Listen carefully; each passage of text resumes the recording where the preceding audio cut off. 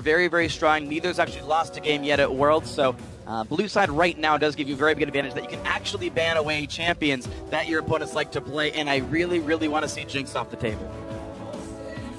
Tahm Kench is gone, and it's something that we saw give Fnatic so much trouble in the previous games, and of course with the unknown factor of Arn and Albus, are they going to ban Jinx? That's the question. I mean, they almost have to, right? And they have the room to do that, just to make that play here. Just HQ opening with a Zir and see if they take off the gangplank. Yup, that's gonna happen. Yeah, so nothing surprising yet. Fizz is still available. Westall played Twisted Fate earlier in the day, and Fizz off the table. I guess for Cloud9, it's the obvious one. Lulu still up and available. If Cloud9 wanted to put all their eggs in the sneaky basket. It's worked for them several times in the past. We'll see, and the thing is, Lee Sin picked up. Cloud9 thinks the Tahm Kench ban is enough to prevent the AHQ hard carry strategy. Mountain is going to be happy to play Rek'Sai, though. Gragas, of course, still on the table. They thought the Elise ban and taking Lee Sin would have been important enough. Last time HQ was a first rotation purple, they picked Jinx, and they took away something that Cloud9 wanted, which was that's something that Fnatic wanted, which was the cannon. This time they could actually go for the Morgana, steal that pivotal pick away from the Veigar composition, also have Black Shield to dodge those cages, so that's a counter pick that could potentially come out. Looking to still start their draft the same way they did earlier, though, with that cannon flex. This is interesting. This makes me feel like Inclination's going to definitely play Veigar in this game, because with Tahm Kench gone, the obvious single target assassination removal is gone, and they're like, yeah, HQ, go play that Jinx, play the slower AD carry. I think it's still very tricky because On has shown he is up to the task of carrying the game by himself. So if this strat works for C9 of essentially baiting this pick, then okay. I think Jinx Morgana would have actually been a really good opening rotation here. You steal it away from Lamination, you force him to play Braum. It plays well into the Braum if you time your Black Shields right, and you can deny some Lee Sin kicks and Veigar cages, but doesn't really come out. You can still see that later, though. Cloud9 generally picks up the support very late in their drafting. HQ can decide where to put that cannon, perhaps already in the next rotation. Well, for balls, it's all Darius all day. They pick it fairly earlier today. Darius and Lee Sin were their first two picks. With Lee Sin already on the table, Cloud9 could play it safe. We've heard a lot of talk about how Darius is relatively safe into most matchups. Yeah. He's got a lot of experience on the champion, but the tempo of even the picks and bans is significantly slower because of the importance of this game right now. Well, that's just C9. They almost always wait till the last 5 seconds, and they lock in unison. So this Morgana Twitch, a new look here. I like Sneaky Switch, and more importantly, he can actually get the first trade here on every time too. First of the Worlds as well. Yep. Because if he pops his ulti, either he ambushes him, gets him in a position where he can guarantee win, or later in the fight, he has a way bigger range than even a max level 9 Max Rocket's Jinx. So opening up here with no Braum available just yet. Braum is a hard counter though. Braum and Yasuo are so hard to play against if you are Twitch, and HQ could still fit them into their composition. Give that cannon to one of the solo laners and stick that Braum in Albus's hands. But for AHQ now, where else do they go? We know Westall loves his assassins. We know he wants to find something that can blow Sneaky off the map. I guess if we want to come behind him, counter some of the invisibility, TF could be an option. Lulu is still available. It was actually last picked earlier today when Cloud9 was on red side. And slight flavored change from what we were expecting. This is so likely to be cannon support right now. Otherwise, HQ is going to operate the game without a single tank in their lineup, or just a support tank. And Cloud9 taking a different approach here. Knock, knock. Yasuo composition. That's an entirely quick pivot. I actually have to give C9 some props for this one. The only sign that sort of betrayed that it might have been a Yasuo comp was that Lee Sin first pick. The other two make sense, but only once you realize the comp is there. So the Malphite for the setup, the Lee Sin can do it as well. C9 are set up for a very aggressive take on what initially looked really defensive based on the Twitch pick. And thematically, it makes sense, right? Every single phrase in the interview from Femildal, their HQ is a good team, their AD carries better. Every time we talk about HQ, Ziv on that Jinx, Ziv on that Jinx. You now have a wind ball to get him. You can ambush him, we're sinking it behind him for the kick. They don't have a Black Shield. And if all else fails, you literally just dunk him with the Malphite just charging at him. So Ziv showed that he could kite some assassins, but this is some hardcore engage coming his way, and he'll have a hard time trying to survive that on router. We'll see how. We all know what you meant. Yeah, a lot of pressure on his shoulders. And Perhaps it's top lane Zinx, you know, you never know. the difficulty now is how on earth does he position? Because we've seen Hai find ways to get involved in team fights over and over. You can argue to the effectiveness throughout the course of the group stage. Over eager maybe today, giving away more kills than he should. And Sneaky pulling out the very first Twitch of the World Championships. Yeah, well, with a name like that, how could you help but pick the champion here? It's an old joke. I've done it before in the NALCS. But either way, this is going to be really interesting because these are AD carries you typically build around defensively. You grab a bunch of peel and you make sure they stay alive. But the comp's actually a bit different. Both these comps, to me, look very go forward, and the long range allows them to participate with what the rest of the team is doing. C9 desperately need a lane swap though. Not only does it open up the map for more angles and gank patterns here from the Twitch, they also have pretty atrocious laning phase early. That 2v2 Twitch Morgana is hard to play into Ken and Jinx. Not impossible, especially once, even if you go slightly behind on level 6, Westor will simply just pour down and just make your life a living hell. So lane swap definitely in C9's favor here.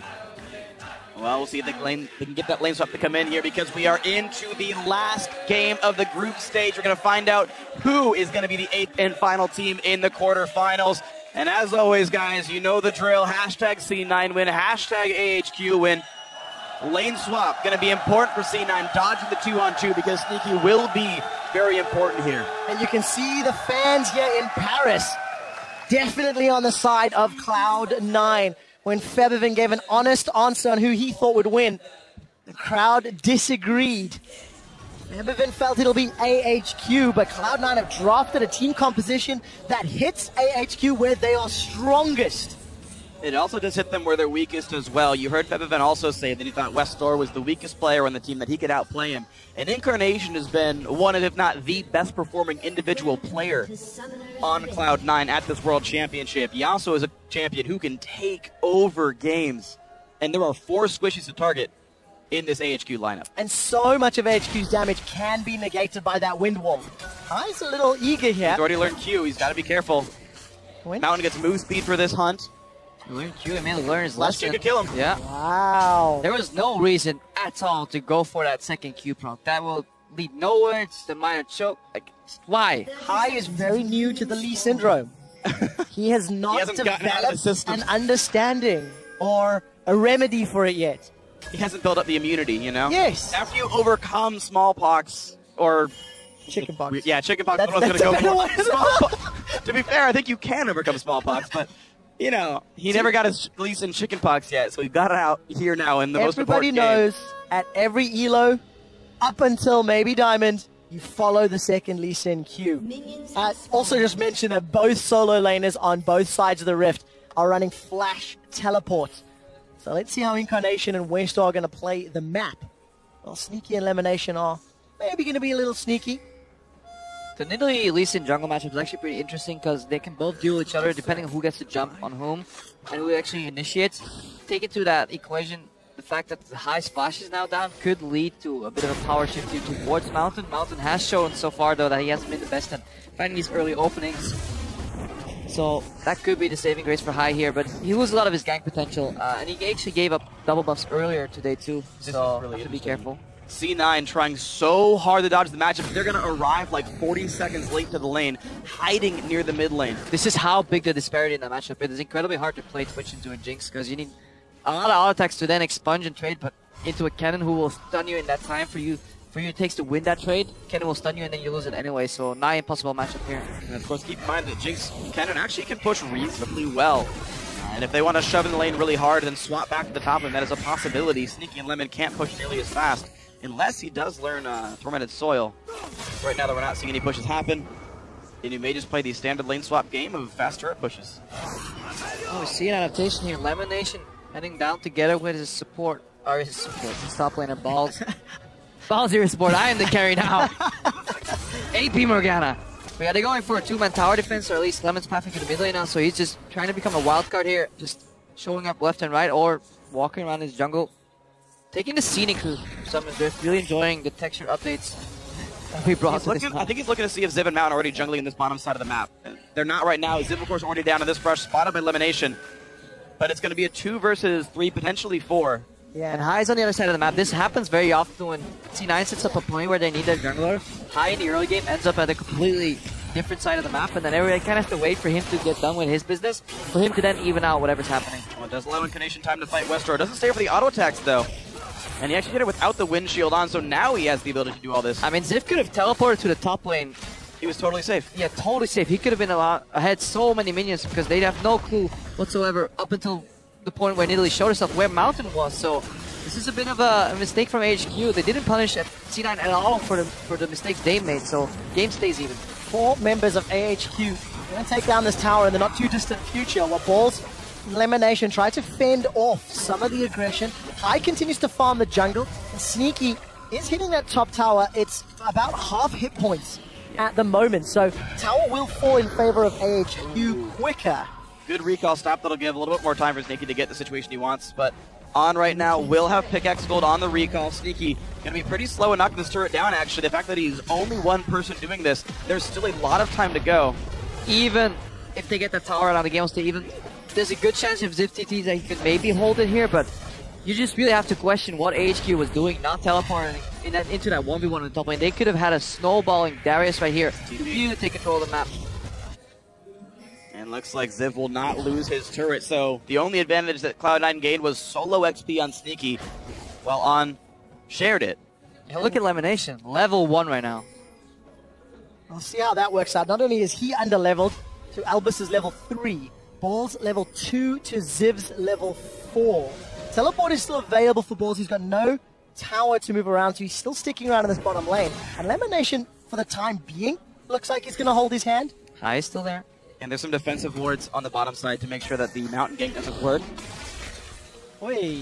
And that's the advantage gone. 2 members of C9 were ahead in experience. That was High over Mountain. Mountain right now is farming up to equalize High out. Sneaky is ahead, but it's probably the least important player to be ahead in terms of experience when it comes to an AD carry. Switch is one of the better AD carries to have ahead, but still, coming out of lane swap, you want your top laner ahead. You want your jungler roughly even, but your AD carries you don't really care about all that much.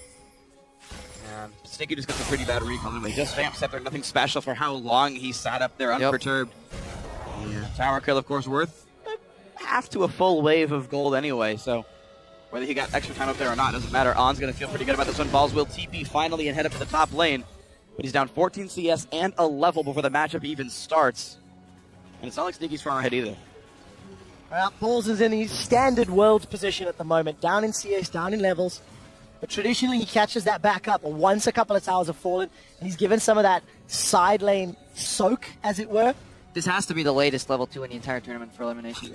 He's still level 1 right now. That cannon, there it is. Hit level 2. 625. Get himself at least a little bit of gold. High going to be sniffing around for more against Fnatic earlier. That mid lane gank really hurt him, but there's no pressure this time. And Sneaky, a good trade onto On. And because Albus went to the top lane and helped Ziv for a little bit, On's actually out-leveling Sneaky, or he was until a second ago, so there's really no advantage anywhere to be had. Even Incarnation, who's up in CS, is only equal in gold to Westdoor thanks to that Twisted Fate passive. I mean, there are really no bright spots right now for C9. Certainly not. You can see Incarnation being chunked down. If you look at the hit point totals, Balls is also chunked to below half. So while those trades are going on, C9 solo laners, a lot of hits as wildcards, just tagging Incarnation as he was sweeping that blade through the minions. Mountain, maybe for a tower dive, thinks better of it. Balls getting closer and closer to that unstoppable force. He just dinged 5 though, and Ziv would know that, so they know it's about 3 waves until Balls can ult. His TP is down as they're aware of, but his flash is up. This is good though. Sneaking, moving to the mid lane. This is what you have to do with which you can't go for extended laning phases, but Westdoor is playing pretty far back anyways to really give Incarnation the time.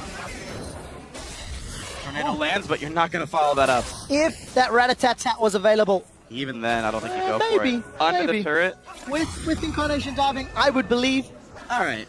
You gotta have the... If you're bold, you can go for the play, but it doesn't matter because there's no Rat-a-tat available. Sneaky is still level 5, and On is comfortably scaling up with the Jinx. Now gets the Avarice Blade to just get rewarded for more farming, and Sneaky, he will have to make a pick somewhere. Because later on, it'll be a lot easier for HQ to spot him, because whenever they even think he's ulting or sneaking up somewhere, they can just pop the TF ulti and just surprise him, take him out. The one thing for TF, he's down 20 CS for Westdoor against Incarnation's Yasuo. but that is evened out in truckloads as both Ziv and Arn are the exact same amount ahead of the Cloud9 members. So big CS advantage in favor of AHQ, plus the tower means that they've earned themselves 1,600 gold, and they're grouping on mid. AHQ pulling the Cloud9 special, man. They can do it even better as the jungler shows up as well. 4 ranged champions just throwing auto attacks in there. Flame Chompers hit nothing, but this turret getting dangerously low down below half. Very, very heads-up play from AHQ. Cloud9, they came out looking strong last week, but were unable to diversify their strengths. And whether it be through picks and bans or now playstyle, their opponents are figuring them out. AHQ still playing very aggressive in the top half of the map, and Lee Syndrome high follows in. Level 6 goes to look for the play. No Yasuo in range yet. Nice kick by Albus. Just barely misses Mountain, but high. Needs one more Q. He's stunned, but he gets unstunned. He gets the first blood. The black shield is not enough, though, as the auto attack comes through. A trade, and Albus has buffs. First blood, though, still to high. That was a really close kick as well. High using Albus to potentially get Mountain there so close, and then he still gets that kill somehow. He's playing very aggressively, and in all the games that C9 have been losing today, High's been playing very high pressure, so he's actually been doing a good job trying to keep the game even. However, the whole reason that the game kind of falls out of C9's favor is High's heavy farm style in the first 4 to 5 levels. And you see just how far behind Balls is to Ziv. Ziv getting that stacks of Noxian Might and looking for the dunk. Not going to find the low enough hit points to follow it up. And luckily for Sneaky, he's now bounced back. Thanks to that push in the mid lane tower, Arn lost a couple waves of CS, or rather gave a couple waves of uncontested CS to Sneaky. And that's going to shrink that gap ever so slightly. Cutlass already picked up into the Pickaxe Avarice Blade. So again, it's just this sort of laning phase that AHQ will be relatively happy with, thanks to the scaling on both their mid laner and their AD carry. AHQ have a lot of winning lanes, though, is the thing, so they can keep pushing things out, showing up to the mid, kind of covering for Wester a little bit. Great wind wall by Incarnation. Didn't even pop a passive. Well, yeah, he dashed backwards and easy peasy. High steals 9 gold, well done. Luckily for C9 Balls, hang on here, Incarnation connects. Gold card used, shield in for High, finds the Q. Perfect preemptive flash by Wester, and High is a hit away from dead. Dodge the wild cards. Super Mega Death Rocket. Observers, they're going to track it. Let's see if this one hits. You missed. Field goal? Is that what you guys call it? 3 points for On. 3 points for On, but Elimination, he's going to dash through this minion. He's going to dash to Westor. Yes, and he he's can. going to kill him. Westor is down. Feathervin called him out, and Incarnation says, I agree. Touchdown, Incarnation. 6 points to C9. They're up 3 right now. We'll see if they get the point after here.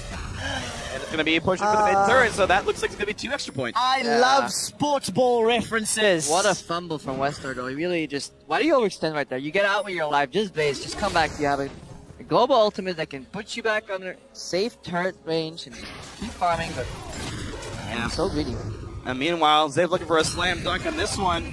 Pulls in Balls. Going to get him down to 1,000 health. Noxie might get some pretty low, but no hole in one. Now to the bottom lane, here we go. Albus has got the slicing Maelstrom. High's looking for more. Look at On. 250 HP. Rat-a-tat-tat, and Albus is... Holy two-man knock-up. High plays ping-pong, but does not find the killing blow. That's a fault. Take another try for that serve High. Unfortunately, not quite enough damage. It will give them turret pressure, though. The C9 can feel good about this. Yeah, while that was going on, though, take a look at Balls. He's low and Unstoppable Force and Flash was used, so we'll have to keep track of what happened there. Yeah, Balls with his low econ top lane and getting camped a little bit there. Luckily for them, he's a fundamental part of just C9's setup, and he doesn't really need to be that far ahead, but what an unforced error there from High, really going in with that kick. He wanted to get the 2 kills, but it just was a little bit too much. Just get that 1 kill could have been enough, but very, very close overall. C9, though, trying to equal this game out, but suddenly losing in the top lane again and 2,000 gold behind still. Elimination, though, gonna have to be a bit careful. Teleport's coming in. He's pretty low on health. No, can he time the Black Shield? No, he doesn't. And Sneaky comes across the side. Easy pickup. Rocket lands on him from downtown. It's not over. Well, now it is. Elimination's gonna flash away, and for Cloud9, despite the positive play on the bottom, AHQ snap back ferociously. Destiny and Teleport nets themselves another kill, and they're gonna get their first dragon of the game. Look at Mountain. He's actually Jungler power farms a lot in the I wouldn't call it mid game, but in the later stages of the early game. He's now 20 CS ahead of High yet. Last game against Fnatic he did it too. He did it in full vision, just AFK farming constantly. So if you fail your ganks to C9, he will punish you by just getting more resources in his jungle. Balls finds a way to knock down the top turret. Of course, it was already dropped really low by Sneaky, who pretty much got that turret on base. So just bunts it in, and Balls gets the turret kill. 2-2 in this one though. And a fairly close game, 2,000 lead for AHQ. So AHQ are going to be fairly happy with the advantages they've built from their strong laners, despite the fact that Westor is already low. This is kind of modus operandi for AHQ. Westor traditionally falls behind in lane, but his side lanes do very well. Ooh, close. And then Westor can impact the side lanes by use of teleports, or in this case, the Destiny.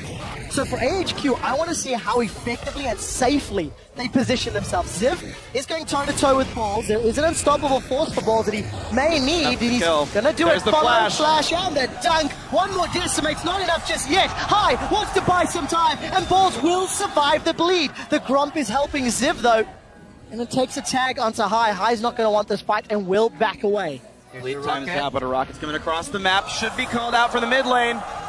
3 more points for On. Well, Ziv defying nature right there, showing that rocks can bleed. High gets out there, but Balls looking to go down. Well done by Mountain. I mean, Balls only a shard of the monolith. He brings it back Mountain. What a shot! And I can take him back out. Incarnation may want to look for Ziv. He doesn't have a knock-up charge yet. Will need to follow up with the Steel Tempest. Now he's going to be available. Who will he hit? Gonna choose one target. Exhaust is up. Jumps onto Albus to close the distance. Slicing most of the air. Incarnation gets one on Ziv. And Sneaky follows up onto Albus. What a great fake out. Everybody thinks he's going for Darius, but he switches over to support and uses him as a vessel to get that kill and then take the next one. Fantastic play from Incarnation. Albus taking some lessons from Bevan, saying, hey, special delivery, I can do that one too. Wow, what a great play by Incarnation, though. And Cloud9 are reacting to AHQ's aggressive plays. AHQ cannot afford to put themselves in positions where the damage deals of Cloud9 can kill them. That's the only thing that will cost AHQ this game. Look at this prediction from Hyde. Wow. Oh, Mountain's jump right there. He also smites before Q lands just to get that little bit of extra damage, because you get the missing health damage on the Q, and then Incarnation just runs faster, it happens. So even though Albus gets the stun, it doesn't matter.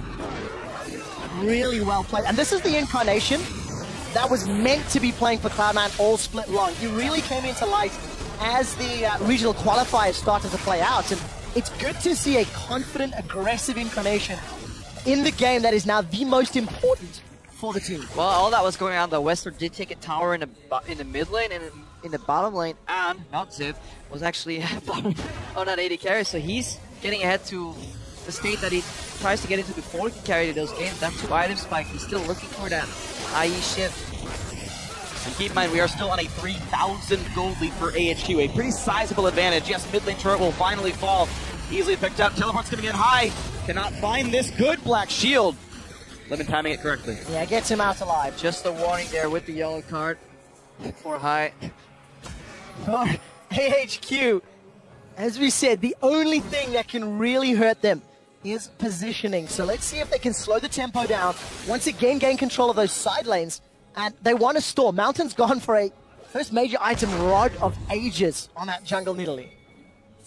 Well, we'll see if that stat can happen. Of course, AHQ have been happy to play fairly late games, and in fact, again, the reason they didn't get side choice in this game was they had slower average wins than Cloud9. They played these later game battles where the big carries scale up. Mountain and On going to be 2 of the bigger ones here. And as the Infinity Edge is done, On's going to feel really good about this one. Attack speed, Boot's already done as well, so even in rocket form, his DPS is going to be solid. And that vision denial around the mid lane is very important. To have those 2 pink wards in the side brushes, that gives Sneaky an angle to just hide it and then sneak into the mid lane and just try and look for an assassination. Because so far on this Twitch pick, he's down in CS about 45, but he hasn't really found an opening. 1 kill on every 80 carry right now, so we're looking for Sneaky to do exactly what he's doing here. Wait for somebody to show up and clear the mid wave, and then suddenly get behind them, you know, surprise them, and then find an opening to get an objective. It's a difficult position for Cloud9 when one of the most proactive things that they can do is try to set up these games. HQ not falling for it. Admittedly, a lot of their players were back looking to spend money.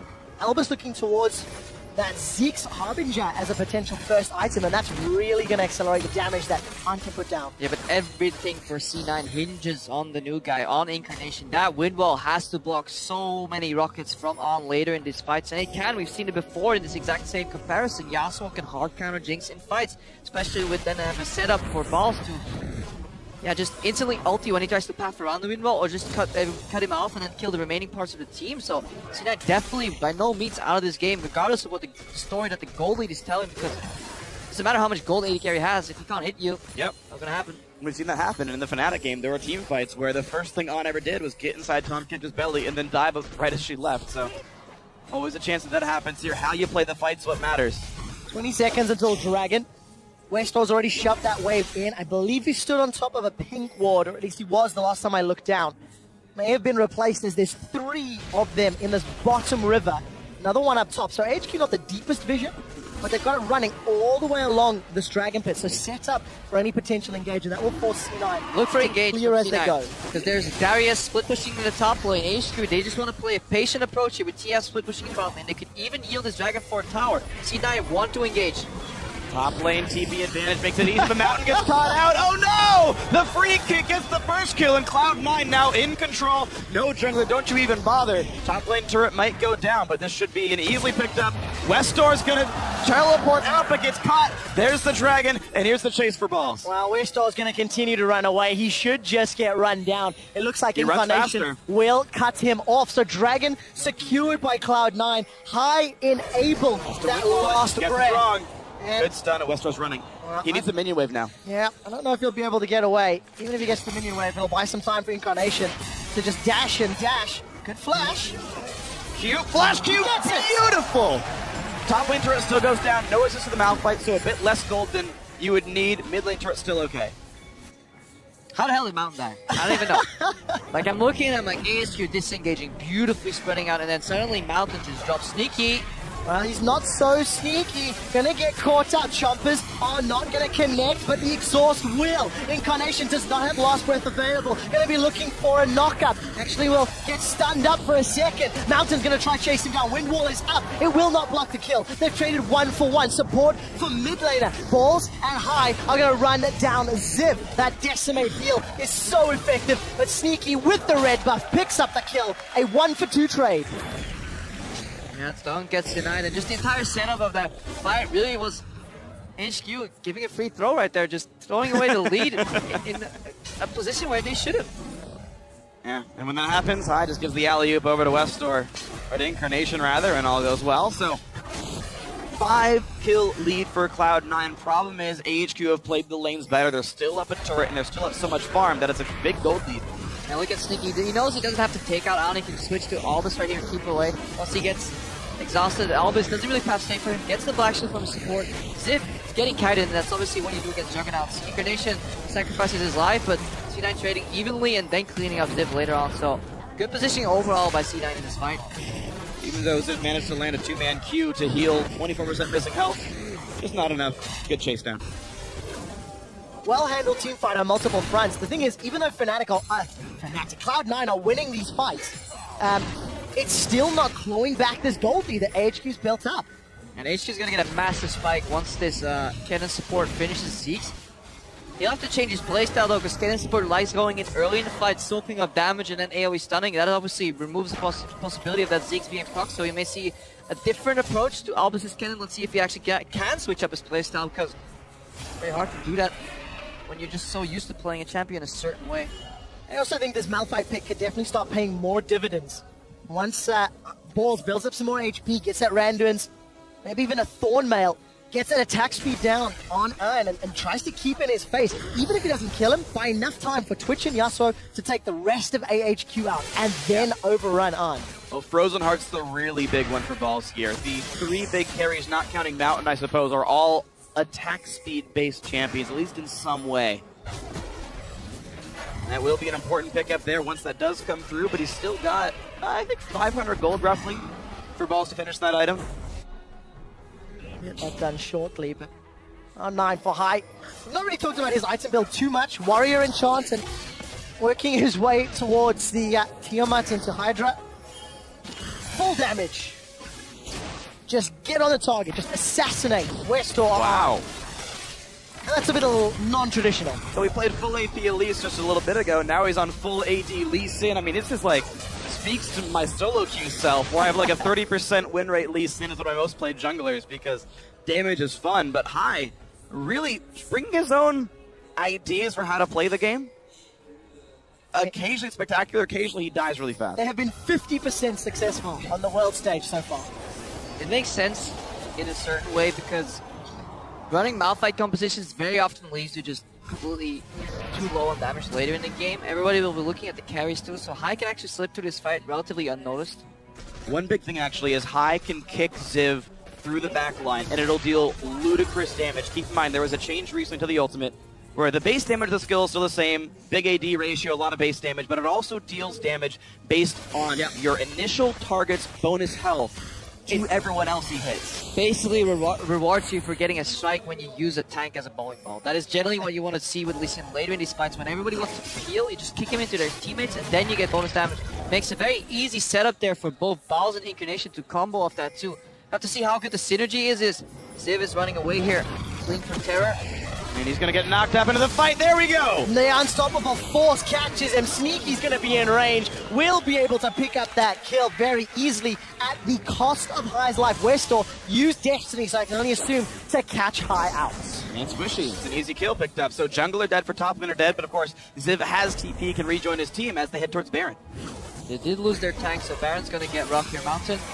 Bit of a duke out with Lamination. What I want to look for is when Hai kicks people in fights, at which point in the animation does Incarnation press R. If you do it immediately, you kind of lose some cooldown effect, and you can also wait for stuff to pinball together, so let's have to see how much they've played this combination together later on. Well, Cloud9 are going to try and siege up this middle tower. Wind Wall is effective, and Incarnation gets a good chunk of Arn down. Exhaust is already used. Albus is going to eat that Dark Binding, and Double it looks TP. like that's a disengage. Here's the gold guard. Knock up, not going to land, so Elimination's dead for certain. Ziv doesn't find anyone to kill, and Incarnation can run away, but that's a really good summoner teleport. That was double TP though. Trading support for double teleport is perhaps worth it. Let's see what they lose in terms of the map though. Because AHQ is about to take the dragon. Ball's pushing away from bot, so Baron at least is safe, but AHQ, they're expanding their gold lead. Continuing to. It feels like for every one step Cloud9 make, AHQ are able to make two. So they're staying relatively close, and that gold lead is growing ever so slightly, but as the game pans out, as the game continues, it becomes less and less relevant because, of course, your total gold goes up. The Ziggs Harbinger was completed, though, so as long as Arn is alive and Albus is nearby, those rockets are going to hurt, much like Incarnation on Westor. Gets stunned up, and no QSS means he has to run away now. And 3% lifesteal from Rune's going to keep his sustain up somewhere. Actually, take that back, that was just from the Doran's Blade. So no lifesteal on his page. But either way, just going to try to stay in this lane for a little bit. Now he's going to recall out. Infinity Ice is next on the table. So in 3,000 gold, if Incarnation is not stopped, he will destroy people, but it's going to be a while. 4 pink wards just picked up for C9, though. They want the map back. Now we see Ziv with this build that we've seen sometimes. Stellar Engage second on after Black Cleaver. And I'm with Deficio, though, here. It works in a sense that it rewards you if you get focused down and then you can start dealing damage in these fights, but you still have to get to your targets. You say, yes, we have lockdown coming on TF and from Albus, but Albus will be playing these fights at a greater range because of the Zeeks that he has built, so overall maybe it would have been wiser just going Deadman's Plate to close that gap for Ziv to get to the carries. We'll find out as it looks like the team fight is being set up. Zap from Arn will connect onto Balls, who is level 14 to the level 14 of Ziv. Despite the CS differences, Balls is currently only 500 gold down his opposite number. Westor can't reach his fight yet. Ulti wouldn't put him in range. Ziv losing a lot of his health down to 1,000. You can see Terraceid Shield helping us a little bit there, but C9 are now in control of this top side of the map. And again, Westor can't reach this fight yet. He has to walk up to get there. He's going for the turret. There's the ulti, but he can't, again, reach his team. This is gonna get scary. Javelin Toss is connected onto Hai from Mountain. Westor's made it in range thanks to the Destiny and the Gate, and Sneaky eats a Javelin from Mountain. He gets flashed away. Arn stays alive, and Albus throws on the Maelstrom. It's gonna be enough for Balls to go down, so here comes the chase. The tail and a slicing Maelstrom tags a couple members. Elimination Black shows himself. Oh! Holy cow, a big engage, and a triple kill for the AHQ AD carry. And this is going to be the easy pickup at the end. Disrespect from Balls. You can't make that move in full vision and think On will not flash it. He's been playing on point. It took 4 Fnatic members in rapid succession as assassins to chase him down. You can't expect a flash Malphite ulti to take that guy down right now.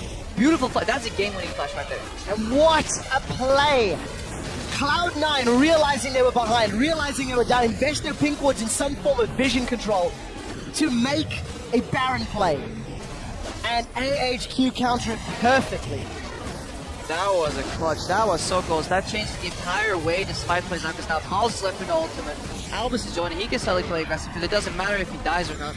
And then this Q flash here from Ziv combined with the rocket, that's just disgusting.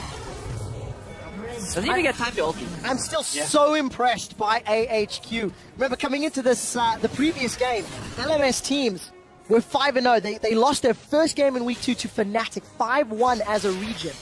Flash Wolves, the #1 seed from Group A, and AHQ on par to take the 2nd seed here in Group B. Problem is, On's flash will be down for as long as the Baron buff lasts, so he has to be so careful when sieging, because Balls will now almost be able to guarantee a hit on his ultimate, so...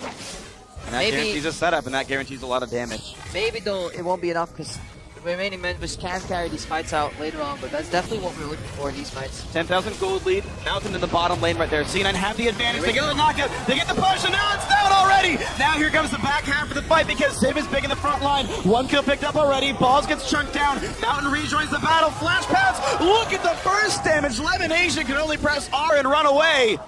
It doesn't matter if you kill On when there's so much damage on so many farmed members from the rest of AHQ. They extend their gold lead to 12,000 and they dangled on a hook as in we dare you to hit him. We dare you. AHQ break open Cloud9's base and may have just broken their backs in the World Championships.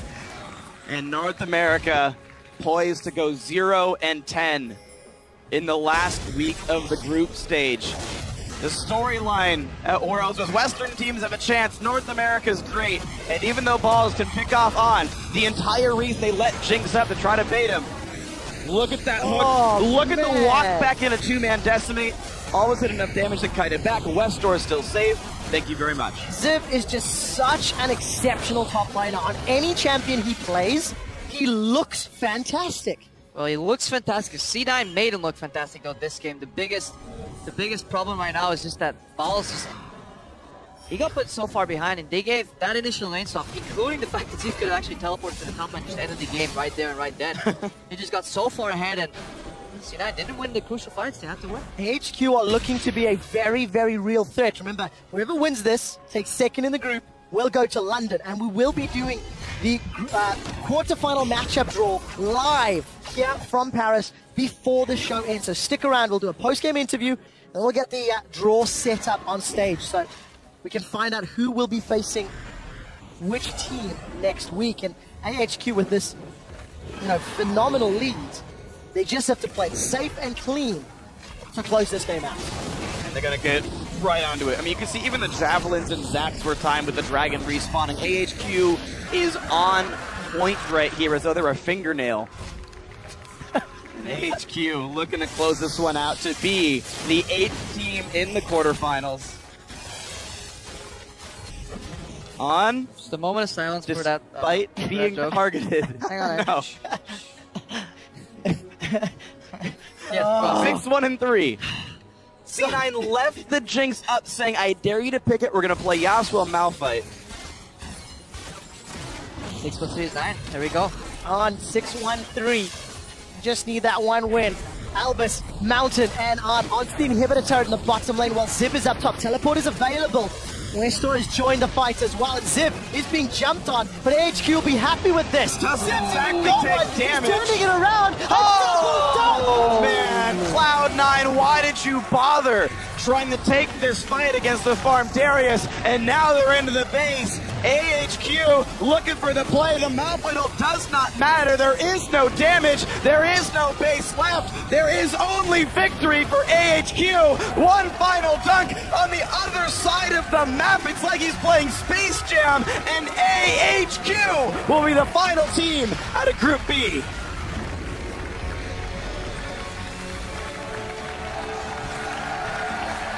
Great performance from AHQ.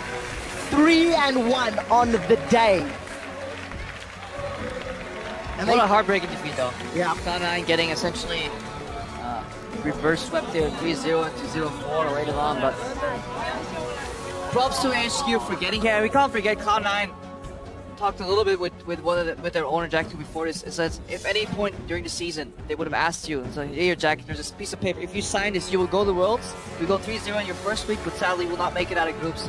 Seeing from how far C9 have come, he would have definitely signed that paper. So fantastic performance overall here still to get to this point. Absolutely. At one point, Cloud9 was 9th place in the North American LCS. They finished regular season in 7th, 2 reverse sweeps and a bunch of playoff runs, and their run ends. But here on your screen is AHQ. They have deserved this spot. Now, correct me if I'm wrong, LMS's number 2 seed takes the first seed in their respective group. And LMS's number 1 seed takes the 2nd seed in their group. Their region sent 2 teams, and both of them have showed up, especially on the high-pressure days.